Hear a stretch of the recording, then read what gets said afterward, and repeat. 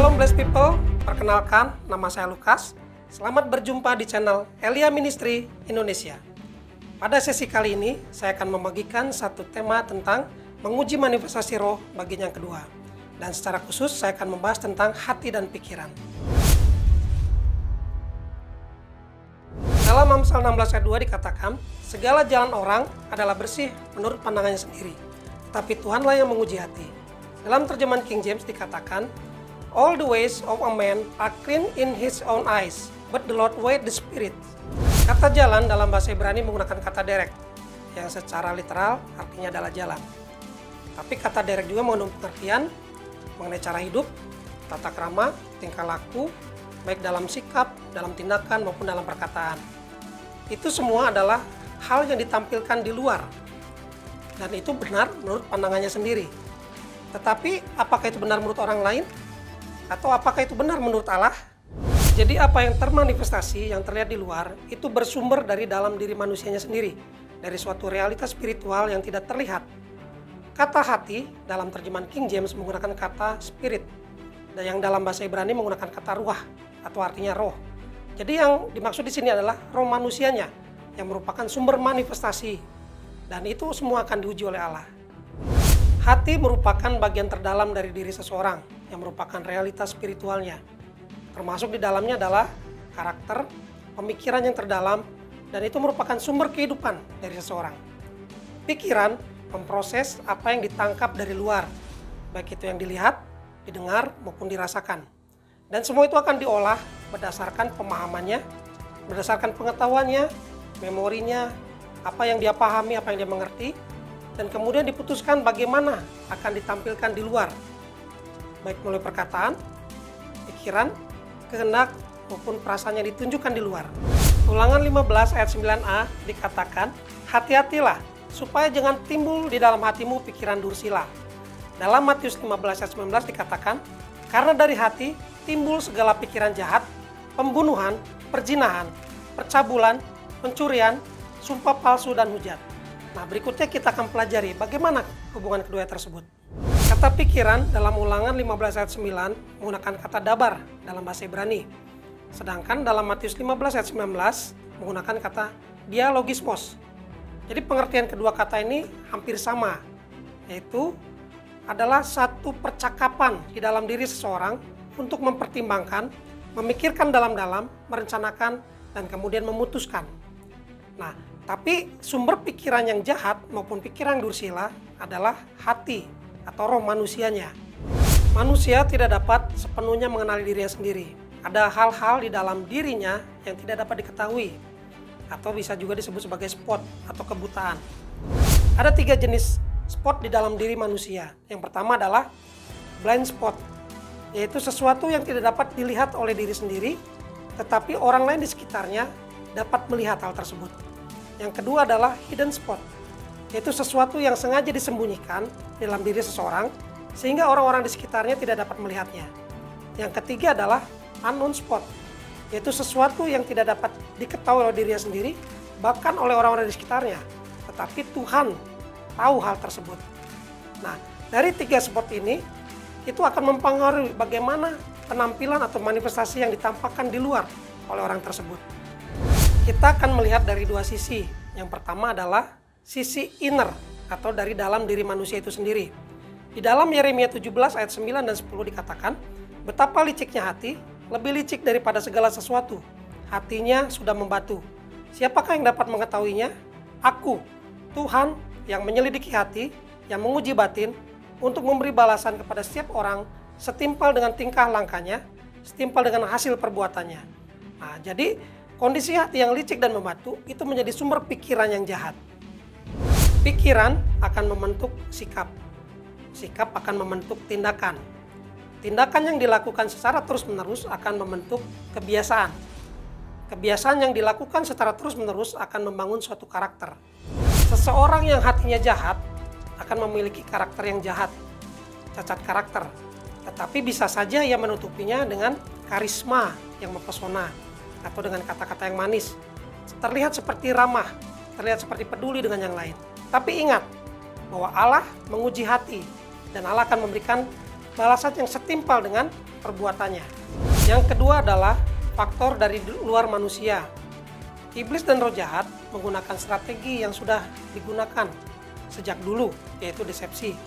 Seperti saat iblis menggoda Hawa di Taman Eden, di mana iblis menawarkan satu hal yang terlihat baik, yang terlihat manis, yang terlihat menyenangkan, tetapi dengan memutarbalikkan kebenaran.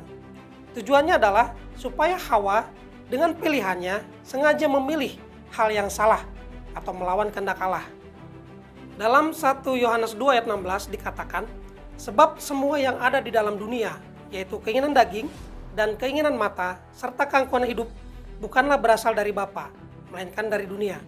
Nah, dari ayat tersebut disebutkan ada 3 hal yang bukan berasal dari Bapa. Yang pertama adalah keinginan daging, keinginan mata, dan keangkuhan hidup.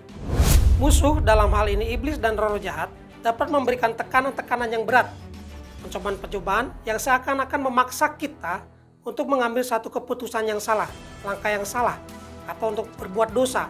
Tetapi perlu diingat, meskipun ada kedua faktor ini, pilihan itu adalah di tangan kita. Bagaimana cara menguji hati dan pikiran? Dalam Amsal 17 ayat 3 dikatakan, kui adalah untuk melebur perak dan perapian untuk melebur emas, tetapi Tuhanlah yang menguji hati. Jadi yang pertama, Tuhanlah yang menguji hati, karena Tuhan mengetahui kondisi hati seseorang yang sesungguhnya. Yang kedua, Allah menggunakan api untuk menguji dan memunculkan kualitas dan kemurnian hati seseorang. Dikatakan dalam Yesaya 48 ayat 10, sesungguhnya aku telah memurnikan engkau, namun bukan seperti perak, tetapi aku telah menguji engkau dalam dapur kesengsaraan.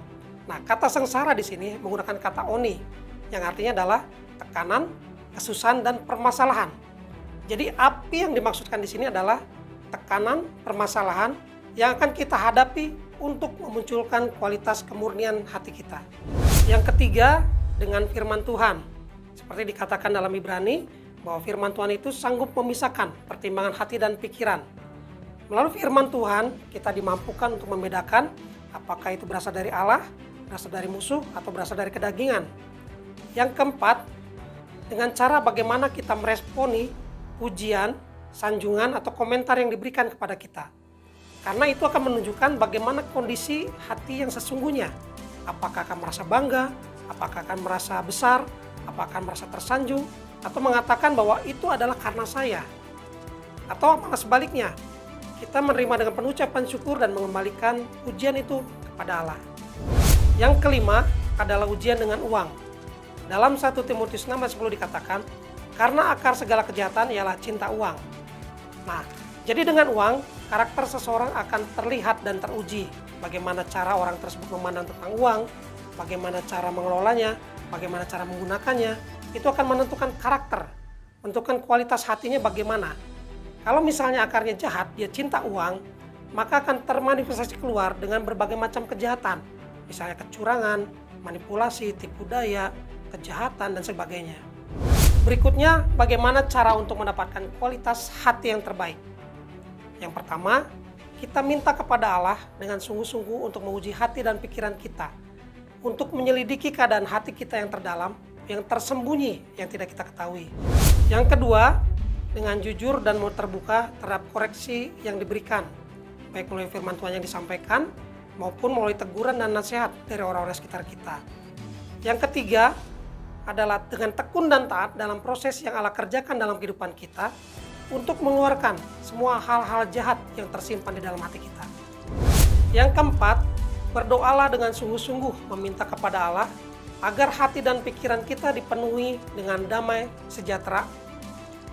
Dalam Filipi 4 ayat 7 dikatakan, damai sejahtera Allah yang melampaui segala akal akan memelihara hati dan pikiranmu dalam Kristus Yesus. Nah, kata memelihara dalam bahasa Yunani menggunakan kata proureo, yang artinya adalah mengawasi, melindungi, menjaga, dan memelihara.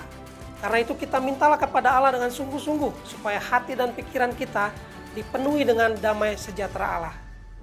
Yang kelima adalah berjalan dengan iman. Dalam Roma 10 ayat 17 dikatakan, jadi iman timbul dari pendengaran dan pendengaran oleh firman Kristus. Kata pendengaran dalam bahasa Yunani menggunakan kata akoe, yang artinya adalah mendengarkan dengan sungguh-sungguh, mendengarkan dengan seksama, memahami, dan ditindaklanjuti dengan ketaatan. Sedangkan kata firman dalam bahasa Yunani menggunakan kata rema, yang artinya adalah satu pesan khusus yang Tuhan sampaikan kepada kita secara pribadi, baik itu bersifat pengajaran, hikmat, pengertian, teguran, nasihat, yang tujuannya adalah untuk membangun iman kita. Nah, jadi kesulitan, pencobaan, kesusahan yang Allah izinkan terjadi untuk kita alami, untuk kita hadapi, itu akan memunculkan bagaimana kualitas iman kita yang sesungguhnya, apakah itu tahan uji atau tidak. Manifestasi roh apalagi yang harus diuji? Saya akan bahas di sesi berikutnya. Saksikan terus di channel Elia Ministry Indonesia. Tuhan Yesus memberkati. Shalom.